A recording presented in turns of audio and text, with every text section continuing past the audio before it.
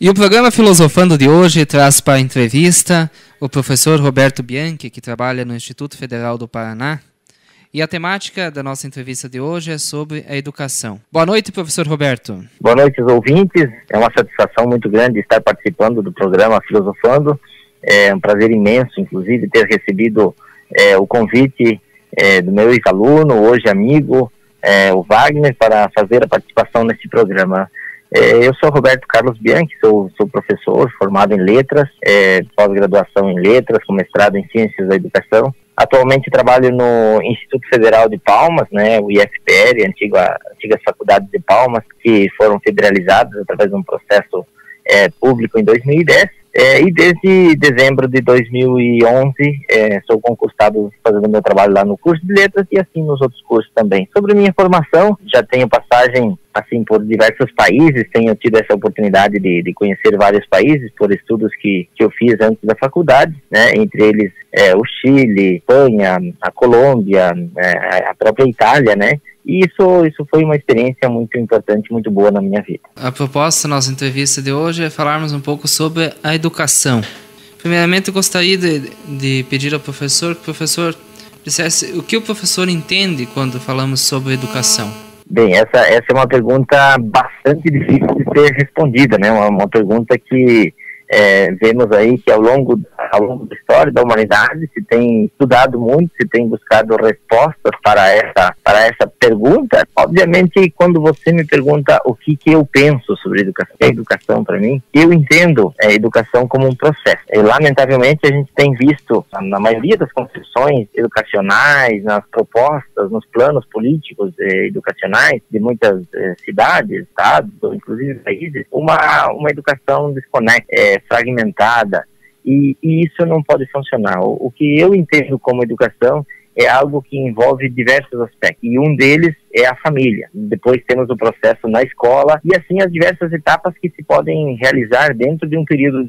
Lamentavelmente, a educação se usa como slogan que a educação é a salvação, a solução a única solução para os países, para a melhora das condições sociais, mas lamentavelmente não se fazem investimentos em diversas áreas. Então, para salvar esse ser humano, para realmente essa educação seja, no momento, uma ferramenta de salvação social, ela tem que ser investida em ter esses vários aspectos da formação do ser humano. Como que o professor vê a questão da filosofia na atualidade? Bem, eu pessoalmente, assim, não tenho formação específica em filosofia, assim, formação que eu digo faculdade determinada, por mais que eu tenha estudado em Roma durante 2 anos filosofia, mas não terminei o curso, não sou bacharel ou licenciado em filosofia. Mas especificamente como experiência pessoal, gosto muito. Acho que a filosofia tem uma importância fundamental na vida das pessoas. Eu até acredito que muitas das situações que se vivem hoje, que as pessoas estão nessa modernidade, muitas vezes desorientadas, é porque se perdeu o sentido da filosofia. Entendo filosofia pela maneira de pensar, a maneira de aprofundar as coisas. Hoje nós vivemos uma superficialidade em tudo. Não há profundidade de pensamento, não há pessoas que saibam dar razões profundas. Hoje as coisas mudam muito rápido. E isso tem acontecido em relação ao pensamento também. Coisas que antigamente eram verdades absolutas, hoje já não são. Mas não só nesse sentido. Se tornou tudo muito trivial, tudo muito passageiro, e as coisas não são realmente assim. Há coisas que realmente elas são verdades e servem para a vida toda. Então eu vejo a filosofia como uma ferramenta muito importante na vida da pessoa, tanto na vida pessoal quanto na vida profissional das pessoas. Até alguns filósofos tinham essa concepção da filosofia mesmo como uma busca da verdade. Com certeza, com certeza. E a busca da verdade, obviamente que hoje muitas coisas mudaram, e com o desenvolvimento da ciência, nós sabemos que é difícil falar em verdades absolutas. Não se trata de verdades absolutas ou de impor verdades, de que a minha verdade seja melhor do que a outra. Mas também nós corremos o risco de cair no relativismo, onde que tudo é certo, tudo depende do momento, E realmente tem coisas que nós sabemos que tem que ser pautadas. Para citar um exemplo claro, eu entendo que o respeito ele não é relativo. O respeito ele deve ser respeito aos pais, aos professores, às pessoas, ao ser humano. Ele tem que ser respeito em todas as situações. Ele não pode ser, dependendo da minha ótica ou dependendo do interesse pessoal ou do proveito que eu vou tirar naquele momento, agora é certo e daqui a meia hora já não é mais certo. Isso, muito bem. Como que o professor vê assim essa desvalorização da educação assim? Bem, é difícil, né? Como eu comentei no início, a gente falar de toda essa temática da educação, uma temática muito, muito profunda que se necessita de muita base, né? De muito afinamento para poder falar sobre isso. Como eu te falei antes, em si a educação ela está desvalorizada.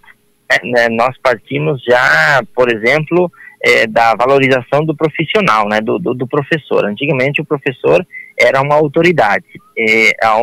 Nas localidades havia o professor, o padre e o prefeito que participavam das inaugurações, por exemplo, de uma obra, né?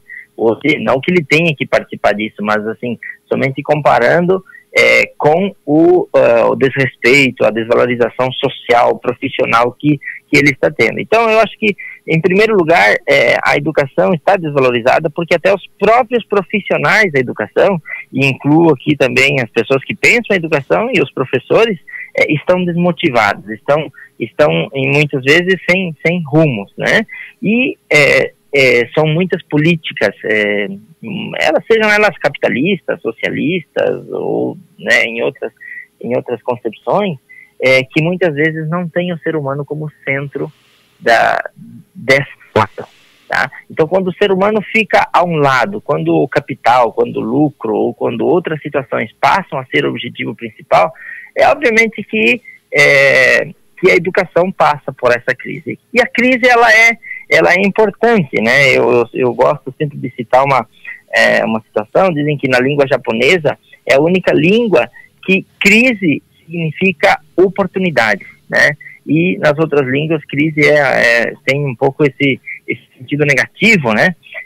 E realmente, acho que a educação, se ela está realmente passando por uma crise, seria um momento de oportunidade, justamente para repensar, justamente para tentar propor coisas novas. E isso tem que ter o envolvimento de toda a sociedade, né? De toda a sociedade. Hoje a escola está passando por problemas porque a família está desconstruída, digamos assim.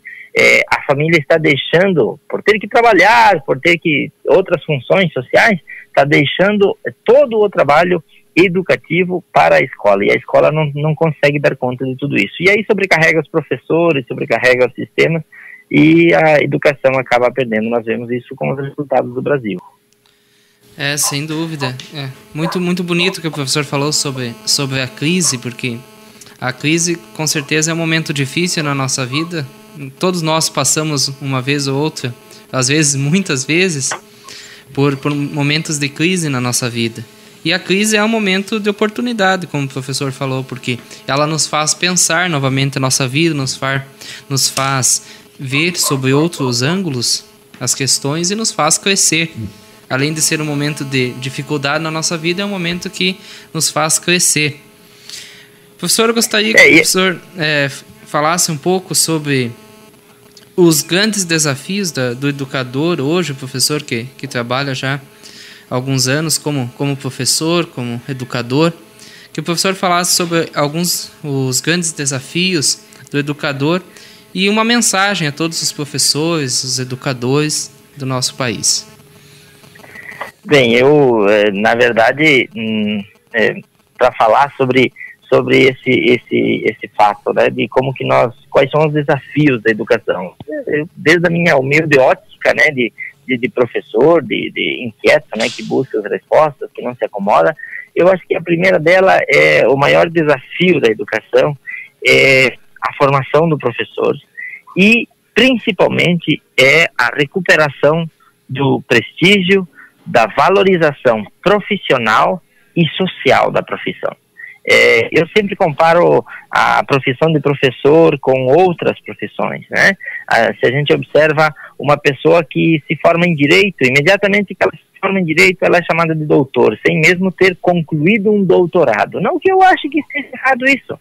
Não que eu acho que esteja errado chamar um advogado de doutor, mas um professor, muitas vezes, ele já tem mestrado, já tem doutorado, já aprofundou bastante seus assuntos e nem assim é considerado. E isso também vale o desafio do professor. Quer dizer, como que o professor se enxerga dentro da sua profissão?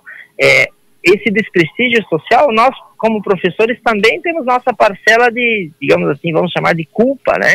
Porque muitas vezes nós aceitamos coisas que são impostas por pessoas que planejam, que pensam, que entendem de educação, e simplesmente estamos lá para cumprir algumas coisas. E acho que quem mais do que o professor que está todo dia em sala de aula, que conhece o que pode, o que dá e o que não dá certo na sala de aula.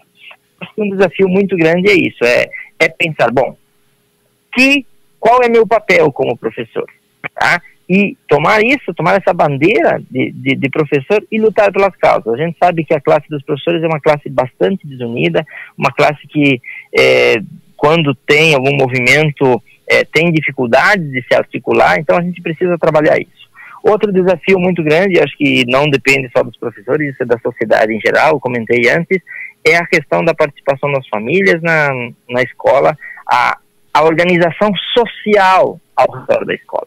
A escola não é um prédio, não é apenas um local onde os alunos se reúnem, ou as crianças vão para lá, porque eles trazem de casa uma série de problemas, uma série de dificuldades, problemas familiares, problemas sociais, e os professores não conseguem dar conta disso. Então, nós precisamos que os pais participem mais da formação dos filhos, que eles estejam mais presentes na escola, e que as políticas públicas sejam pensadas a partir do ser humano. E isso nós sabemos que é um movimento internacional e que há muita coisa por causa disso, que não é uma coisa tão fácil de se mudar. Então eu acredito que, entre outras coisas, esses são alguns dos principais desafios que a educação na atualidade deveria enfrentar. E a todos os professores eu diria o seguinte, que não podemos desanimar. Eu sempre digo, às vezes quando a gente trabalha em algum curso com um grupo de professores, que o mundo está difícil, a sociedade, os problemas são muito grandes, a gente encontra muita dificuldade, agressões e tudo mais. O mundo está assim, a gente fazendo tudo isso como professor, se sacrificando, tendo uma vida dedicada totalmente, às vezes, à educação, e o mundo se encontra nessa dificuldade. Mas eu acho que se a gente não fizesse o que a gente faz, essa tentativa de formiguinha, né, de fazer a nossa parte, o mundo estaria ainda pior, né? Não que nós, professores, sejamos os salvadores do mundo, mas nós sabemos da importância que nós temos na nossa profissão, da importância que nós temos para o mundo. Sempre digo que se um médico errar numa cirurgia, ele pode matar uma pessoa, mas um mau professor, um professor com uma formação debilitada, uma formação fraca, ele mata uma geração inteira, né? E uma geração inteira são 50, 100 anos até se recuperar, né? Então acho que essa é a mensagem, que a gente seja profissionais, que faça aquilo que a gente faz, apesar de todos os desafios, apesar da desvalorização, mas que a gente desenvolva nosso trabalho com honestidade, com valentia e com dedicação. Então, obrigado, professor Roberto Bianchi, que participou da entrevista do nosso programa Filosofando, enriquecendo o programa com suas palavras. E a proposta do programa Filosofando é justamente essa, um programa Filosofando que busca levar a filosofia, a cultura e a arte aos nossos ouvintes. Obrigado, professor.